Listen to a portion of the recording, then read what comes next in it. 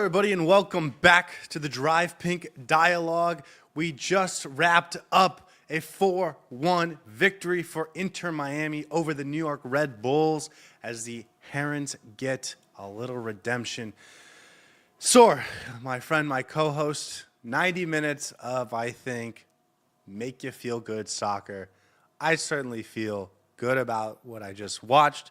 Do I have concerns long term? Sure, we could talk about it, but for right now, I just want to enjoy a 4-1 victory. Inter Miami back to winning ways.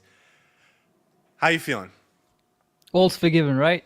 Inter Miami's the best team in the league again. Everything's forgiven. It's all great. We're back to good vibes. No, in all seriousness, I thought that was a good performance. Some concerns here and there, of course. But overall, got the job done. We needed a big response and got it based on the result that we had. I saw some really good things that I would want to talk about, but I also saw a couple of things that were questionable. But overall, got the job done. Beat a good New York Red Bull side. I told you this would be a game where you can easily win 4-1, but could also lose 4-1. So, not the ideal opponent immediately after a CONCACAF Champions Cup ouster, but still. For a few seconds, it looks like 7-2 could be on the table. More than a few seconds. I yeah. think if we'd taken a couple of chances and put the pedal to the metal, we would have actually got to that 7-2. I think certainly Inter Miami went defensive after they got that 3-0 lead, and then the game opened up and became really stretched out in the last 30 minutes. Can I say my top line thought is that for the first 60 minutes, and then the last 30 I think were separate, and we can talk about why, but for the first 60 minutes, it felt like we got a lot of positive individual performances from a lot of players, but that I didn't see a lot of things systemically that made me feel better about where this team is heading.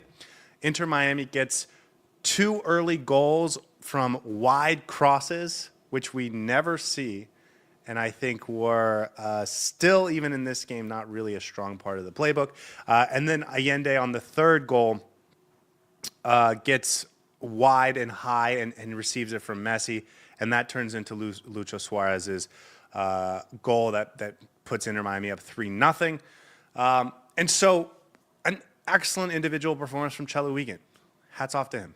I think this might have been his best performance at Inter Miami. He gets a goal. He's going to get an MLS assist for it. 2 goal contributions. Being an actual player high and wide, not something we've seen from him a ton. So I appreciate, and I will give him his plaudits. If he plays like that every game for the rest of the season, I'll be very happy with him. I thought he was good. Gonzalo Lujan, this was his best performance at Inter Miami. Did he do anything special? No, but he didn't get turned like a tortoise 4 times. And that was great to see. So congratulations to him. His best performance. Messi, I thought, was not involved in the way I would have liked to see for the first 60 minutes. And then I think the big change in this game was the substitutions from the Red Bulls, where they take off Peter Stroud, the defensive midfielder. They took off Peter Stroud, the defensive midfielder. I thought that opened up the central part of the pitch for Inter Miami, and that's why I thought that the last 30 minutes looked a lot different. And Messi looked really a lot better, and like the classic Messi. So when you're talking about, is Messi getting too old or whatever, like, no, we saw it. If the conditions were right, he's going to be great. Suarez gets his goal. He actually gets, I think, an assist too, right? On the first goal, or on the Chelo goal, maybe. I don't know, one of them. The Chelo assist, he gets the first assist. I thought he had a lot of poor touches, so I don't think he was just magically better. I also think there's something to be said for the fact that Inter Miami looked a lot more dynamic in the last 30 minutes when he came off the pitch. So we can talk about that. So a lot of positives, individual performances. I thought there was a lot of great ones. I still don't feel much better about this team overall. I still think there's some systemic issues, but got to start somewhere, right? So that was a long top line thought. Yeah, sorry. Go ahead. So let's start. You said a lot of good things that I want to pick up on, but let's start with the individual performances.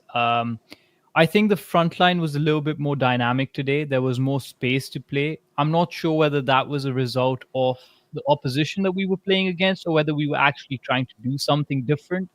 You mentioned Tadeo Allende keeping the width a little bit more. That's how we created some of our opportunities. Fafa Pico as well. Again, didn't seem like they were instructions, but rather individual players trying to do something different, and I really liked it. I thought Fafa Pico was fantastic. He needs to play more, especially in these type of games. He needs to be the one to start these games because he stretches out the game so much more and has a knack for goals. He's quietly accumulating a fair few goals, and we haven't given him enough credit for that. I thought today Allende was fine. Suarez looked good, nothing spectacular, of course. Very happy that he got his goal when he did. Took him a couple of tries to get the ball in the back of the net, but at least he's now back on the score sheet. So should give him a lot more confidence. But again, I think offensively for the first 60 minutes, it did not necessarily feel like we had a systematic tactical plan. It felt like we were doing what was required on the pitch. It wasn't patterns of play or anything. We were seeing space and we were creating opportunities. Positive, all around positive. But I still need to see more from this team to actually get out of the negative mindset that I'm in. Cello Wigan, I do not necessarily agree with you that he was excellent today. I thought he was fine. Um, he was okay. Uh, he had a couple of really good moments, but other than that, I don't think he needed to um, he needed to do much more in the sense that I didn't think he was fantastic or phenomenal. I'll have to rewatch to see what he actually brought to the game. Luhan, I agree with you, did not have much to do in terms of not being turned around too much by Choupo-Moting. Uh, was not bothered too much by Emil Forsberg either, so had a quietly good performance, I think. But for me, the biggest change was when the game was done and dusted. Javi Mascherano made a few changes that I really liked, but I don't think those were changes he made to try and see what's going to happen. That those were changes he made to just put the players on the pitch, and inevitably found something that I think is going to be really important moving forward. I love Segovia in the middle. You mentioned Suarez coming off as one of the reasons why our attack looked dynamic. Stroud coming off for New York, one of the reasons why Messi had more space. For me, one of the biggest reasons was because Segovia actually started playing a lot more centrally and is back and forth with Messi, with Redondo, with Alba. He was flying around everywhere, and I love that. I think this was the best of Segovia that we've seen in 2 or 3 weeks, maybe even longer. And I want to see more of that. Maybe there's a case to be made that we play a 4-3-3 with two number eights and Messi on the right wing side of the pitch because the dynamics completely change. I agree with you. Doesn't necessarily change much in terms of how I feel about this team overall structurally, what the system's going to look like moving forward. I think the positives that we saw were largely just Javier Mascherano putting the players on the pitch and letting things happen on their own. And inevitably, it turned out that we found something that was really worth analyzing in more detail and maybe using in the future. But I don't think he's at a stage where he's going to make those changes as such.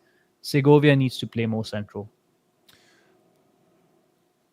I hear you, and I wonder if you're seeing the Segovia thing the same way I am because you texted me and I was thinking about it and watching him and thinking, okay, we're going to talk about this. Segovia is a playmaker, and you got to get him on the ball with guys in front of him to give him a chance to be a playmaker. And the thing about when he starts as a left winger is he's a right-footed player that likes to drift centrally to create. And Messi is a left-footed player that likes to drift centrally to create. And so they clash in their zones in our normal setup. Today, what you saw was first he goes out onto the right when he immediately replaces Allende, and he's much more of a facilitator, much more of a ball progressing midfielder, which I thought was nice to see, and I have interest in seeing more of that. But then even when he goes to the left, it's after Suarez comes off, And you no longer have Messi and Segovia on the same depth in the field. You have Segovia playing as a midfielder and Messi playing way higher up. And so they're not playing at the same level. And so when you're saying this, I'm thinking to myself, it did look great. Segovia looked awesome today. But it wasn't transferable into the same The lineup system that we want to play, exactly. Right. So again, we saw the talent that he has, but it's been misused, I think, frequently. I also thought it was good for him to get a little bit of rest. He looked fresher over 30, or I guess 45 minutes than he has in recent weeks when he's had to start 90 minutes. But I think the use of Segovia is, if you have him playing on the same line as Messi, they're going to crash into each other, and Messi becomes dominant and Segovia gets lost. So you either need to stack them at different levels, or you need to put them back to back so that Segovia is to the right of Messi, drifting away from Messi, and Messi's to the left of Segovia, drifting away from Messi, the way they naturally want to play. To me, those are the ways the best ways for you to use Segovia. And I thought that was reinforced today. So I agree, he looked great, but it was not, to me, something that it was like, oh, he just played well. Where was this on Wednesday? I thought it was a systemically different. It was a different structure to the. And that's why I offense. said Javier Mascherano changed things, but not because he wanted to change things, but just because he wanted to put players on the bench and take some players off, and inevitably found a solution to it. I don't think he sees it that way. I think it's just us who see it that way. So I agree. Unfortunately, that's the case. So Luis Suarez comes off in the 58th minute alongside Chelo Wiegand. So Kramaski goes on. He becomes the right winger. Fafa goes up top, and Suarez comes off. And when that happens, Messi goes from being like a number 10, playing 10 yards behind Suarez, to being on that front line, dropping back and forth, but playing on the front line. And so all of a sudden you don't have him and Segovia playing at the same depth consistently.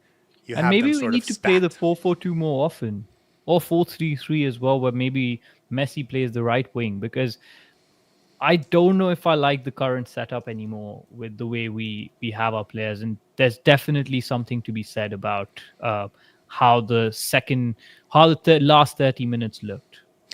Well, that's exactly what Anthony Garcia says. 4-3-3 with Messi as a right winger and an actual winger on the left wing has to be the game plan going forward, he says. We played this system in the Leagues Cup 2023 and looked our best. Forget the Leagues Cup 2023 because it's a totally different roster for the most part now.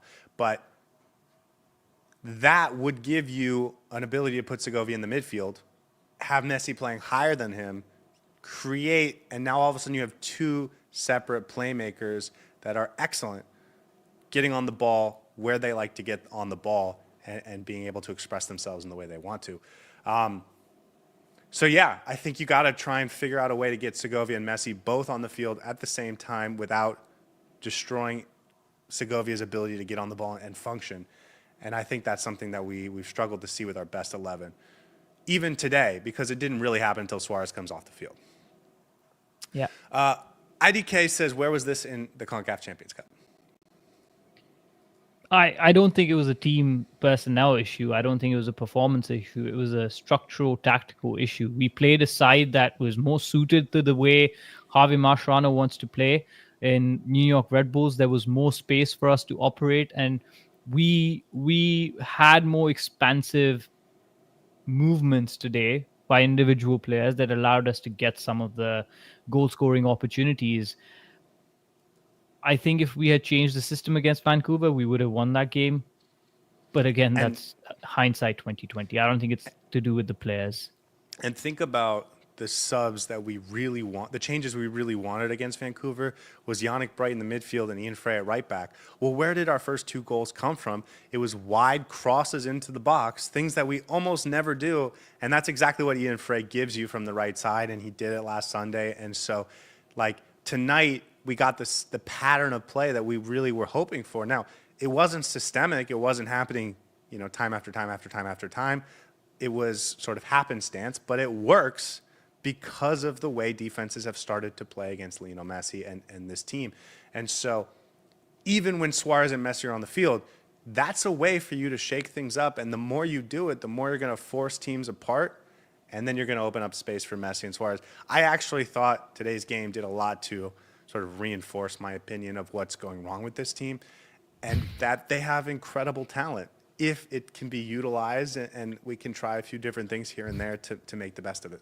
And honestly, the scoreline didn't actually reflect how the game went because for the large parts, New York Red Bulls had decent opportunities and were dominating the game, especially in the first 20, 25 minutes of that second half. We looked really defensive and was set up in a very low block. 15. It was 15 minutes. Yeah, 15 minutes. As soon as they took off Pedro Stroud, their first substitute, 63rd minute, so 18 minutes, I guess. That's when it all changed. Yeah. And I thought we got pinned back a lot. And that is the game plan under Javier Mascherano, to maintain that defensive structure. But it comes at the expense of being expansive and open in attack. And that's why you only saw it in phases when our players were slightly more comfortable going forward and venturing forward. But most of the times we tried to be very compact. And when that happened, New York Red Bulls were on top, had more possession, and were trying to create more opportunities. We got 4 goals, 4 very well taken goals. Maybe could have got more, but we had to be very clinical and efficient. It wasn't like we were hammering their goal with opportunities after opportunities after opportunities. It wasn't that game. There's still a long way to go. We finished with 12 shots, 2.15 XG. So even though I think if Inter Miami is getting 2.1 XG, 2.5, 1.5, we tend to 2.15 XG, we're going to overperform. We'll be in a good spot generally. You'd still, in a game where you have plenty of opportunity, or plenty of space and comfort and lack of risk because you have a multi-goal lead, you'd like to get that 12 shots up to 20, right? So, yeah, I agree with you. Vice Rosa says, this is the team that we needed. Why do you guys show up now? Why not during the CCC? I think you put it really well. I think that it wasn't a player problem. It was a personnel and structural problem, not necessarily a performance problem. Of course, we can criticize a couple poor performances in that specific game, but the overall picture is much more about structural issues. Cynical Tube says, Fafa must start. What do you think about Fafa? Yeah, I think he has to get a good run of games. I don't mean he needs to start every single game, but he needs to get a good run, whether it's off the bench, whether it's starting games. He brings something different to this team. And as I said at the start, he has a tendency to find the back of the net. His goal was really well taken. And I like what he brings in defense. I really like the verticality that he brings to the team. Overall, he's such a fantastic player that we need to use more of. So I'm glad that he was able to get on the pitch and score, because I think this is the second consecutive game that he scored since he started. So good for him. Very happy that he's contributing so regularly. And if we use him more, he's going to do even more bits for us. He's a guy. He's just a dude, you know? Like, it's not that he has, like, one standout trade. He doesn't have a credible crossover. Or whatever. He's just a dude. He's so dependent, yeah. And he just gets into the right spot, and he just makes the right play. And like, you can see in the end, like, maybe if he was a little bit more clinical or technical or whatever, like, he could have combined with Messi and potentially made it 5. But when you need it, he's the guy that's putting in the effort to get into the right spot. So I agree with that. Wookie says, I'm sorry, I'm still mad. Javier Mascherano failed when it mattered, and he still kept Frey on the bench. And then he goes on to say, this makes it even more inexplicable why Brighton Fafa didn't play during CONCACAF Champions Cup. For me, it is not all forgiven for Javier Mascherano, and we will break down Javier Mascherano much deeper tomorrow when we do the full game breakdown. But again, like, I thought this was more about good players stepping up, and a few moments of things going the way we think they should be going more consistently led to a 4-1 victory. Yeah. Who did you think had a great performance as I sort of make my way through the chat? I think Fafa Pico for me was standout. I really liked what I saw from him. In defense, I thought Alan, Lujan did fine. Were not bad at all. I thought Sergio Busquets had a really good game, controlled the tempo really well, and was basically unpressable, which allowed us to get out of spaces quite easily. Yannick Bright again with a really steady, solid performance. But those for me were the standouts. Messi towards the end of the game was on another planet, basically. But I thought he struggled for large parts of the game. And Suarez, I think, really happy that he's finally got his goal. And I hope that brings his confidence back, because he needed that a lot. And also Messi getting that goal. for the first 60 minutes, I was thinking to myself, like, this is great. We're winning 3-1, but you're not going to be able to do this without Messi. And he was, I thought, invisible for the first 60 No, he minutes. was awful. I thought the Peter Stroud change opened everything up and immediately when things open up by the opposition, when the opposition opened things up, whether it's just because they're switching up their game plan, they're trying to be more offensive, whatever. Like as soon as that happens, Messi is right back to dominating. So again, it feels to me like it's not that Messi's losing it. It's just that he needs to be given a little bit more support to open things up. And I think he was a little frustrated as well and trying to overplay things and trying to do things by himself at times. There were a couple of chances before he got his goal, obviously, before the 60th minute mark, where I saw that Fafa was in space and instead of passing to him, Messi went in and tried to get a shot off. So it must be playing on his mind that he hasn't scored in the last 3-4 games and contributed in the last 3-4 games. But when he has the space to do it, he's a magician and nobody can stop him. It was fantastic. By the way, guys, do us a favor. Hit the like button. 4-1 victory for Inter Miami. And if you're watching on YouTube, hit the subscribe button. Miami King says, I said it. More crosses from both sides into the box. We've been saying it too. You got to use the wide parts of the pitch. They do it, and they get 2 goals really early and easily from this method. That's where all our attack was coming from, the wide channels. Why don't they do this more often? Why is this not a more regular part of the game plan? Because it's not part of the game plan. It's not the tactical instructions. It happens when there's space, but we don't actively try and go search for that space when the opposition isn't giving us it. And that's what's really baffling to me. Well, and even in this game, right, the cello cross that leads to the Fafa goal, it comes because Tadeo Allende goes and chases a player into the corner, wins the ball back, or I guess he forces a pass that goes straight to Cello, and Cello just puts it into the box. But it wasn't like a pattern of play to get Cello open in that spot. And on the other side, again, it's just a recycled ball that Fafa sees Cello, or he actually goes for Suarez, but it ends up working out for us. But again, like that's just what it is. And you see, because teams are so focused on congesting the middle part of the pitch, these guys are going to have wide open spaces to put crosses in. And I promise you that the New York Red Bull coaching staff, well, maybe not the coaching staff, but the fan base and the podcasters or whatever are going to be saying, why aren't you closing down on those guys? And it's because they're clogging the midfield to try and prevent Messi.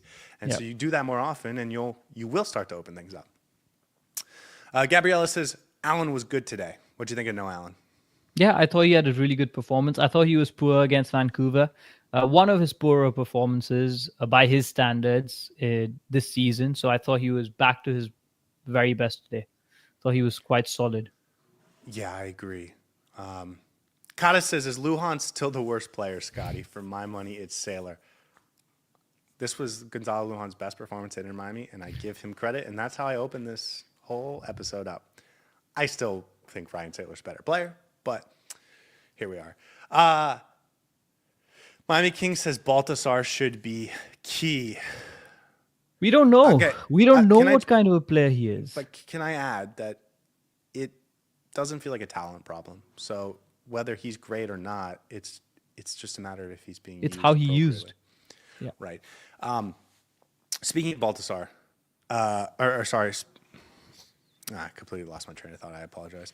Wookie says, I Am Zone said that Messi was furious after the first half. Did anyone else see that? He looked very...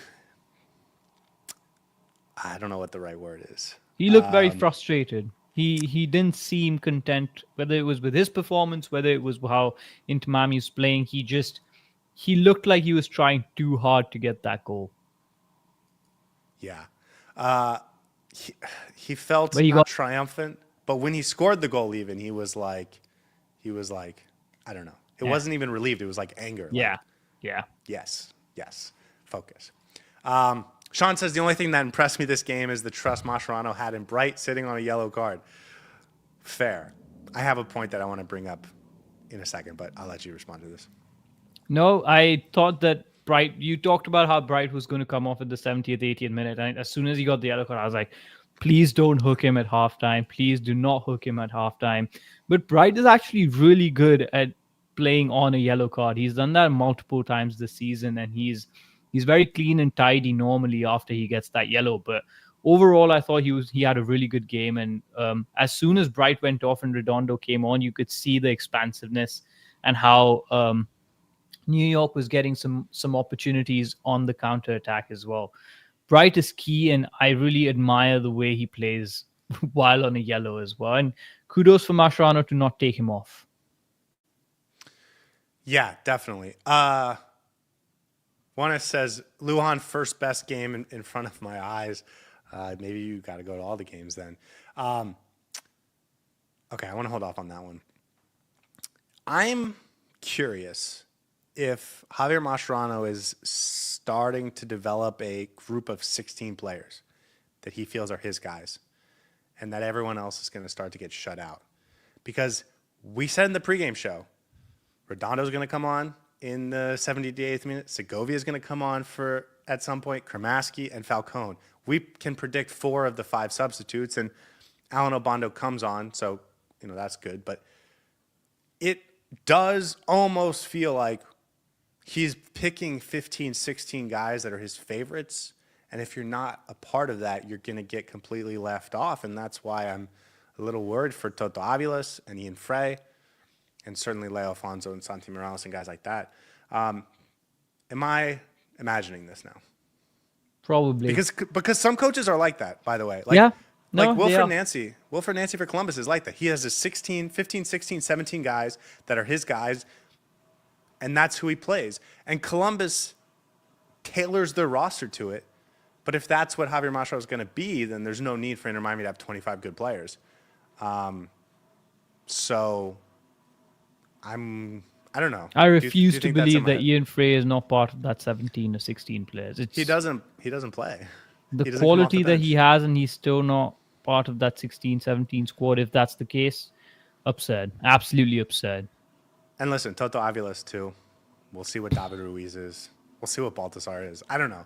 But it does feel like his substitution patterns are even becoming predictable, and they're being made before the game because he has his guys. I don't know. Nick Smith says, Benha dribbled past someone one-on-one. I've never seen that before. It was a Christmas miracle. Benha is continuing to get better as like a winger-type player, a wide player, and I think that was good to see, and I think we saw another step of that today. Yeah, he had a couple of good crosses into the box in dangerous areas, and I thought he looked good when he came on. So apparently Julian Gressel just subbed on for Minnesota, and Taylor just subbed on for Austin. So I was just watching that. Yeah, a real Inter Miami battle going on there. Okay, last question that I want to end on. FLL says this may work in MLS, but in the Club World Cup, or forget the Club World Cup, but at the highest echelon, in order to do the things Inter Miami wants to do, I feel like Inter Miami is just going to roll through the MLS Cup now, or beat the best teams in Mexico in the League Cup, etc. So, how do you feel about that? There needs to be a consistent, and I don't want to say pattern of play, but there needs to be some consistency in the way we're performing and how we're getting the results and wins.